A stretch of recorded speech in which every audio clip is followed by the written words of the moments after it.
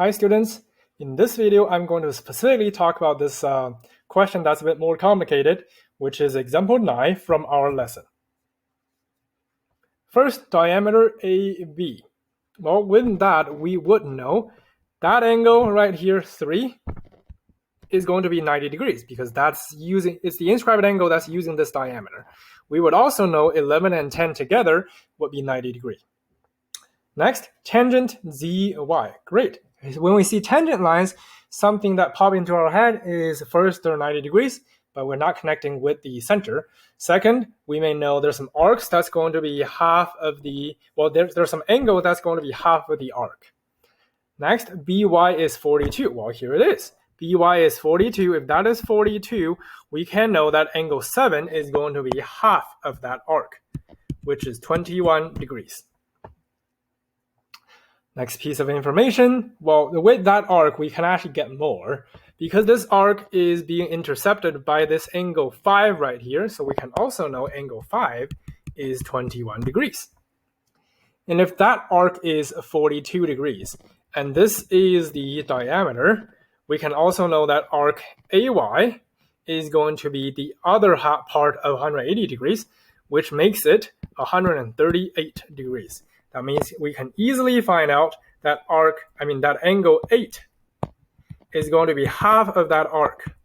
Angle 8 is going to be half of that arc, which is 69 degrees. That is angle 8. Another thing we can know is angle 4. Because we already found angle 5 is 21 degrees, and if this is 90 degree for angle 3, angle 4 would have to be the other part of the 90 degree. So angle 4 is 90 degree minus 21 degree, which is 69 degrees. And another way to think about it, angle 4 is facing this arc AY. So it's going to be half of the 138 degrees, which is also 69 degrees. So basically that side of the circle is done. Now let's move on to the other part or the next given information. BX is 92. BX is right here, 92 degrees. As soon as I label that arc, you should also know the central angle is also 92 degrees. So that means my angle 9 is going to be 92 degrees. And after I know that, something else you should know is inside a circle, all the radii are the same. So you will see quite a bit of isosceles triangles in these circle angle questions.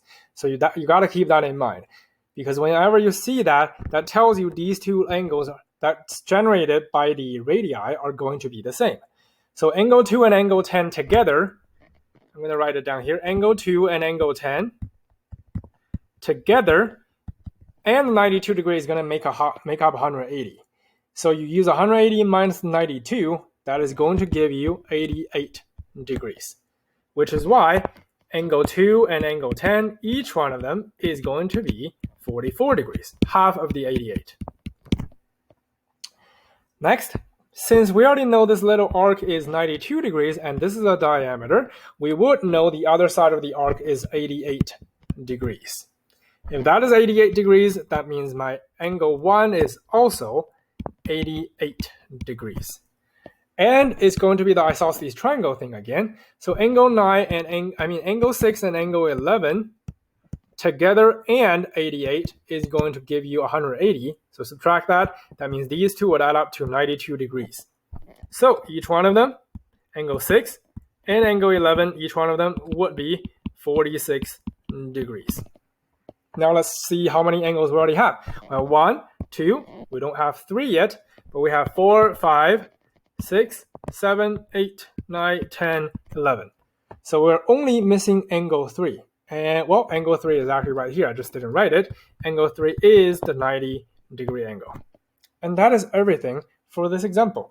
As you may notice, I typically read one piece of information and try to label however many angles I can get based on that one piece of information.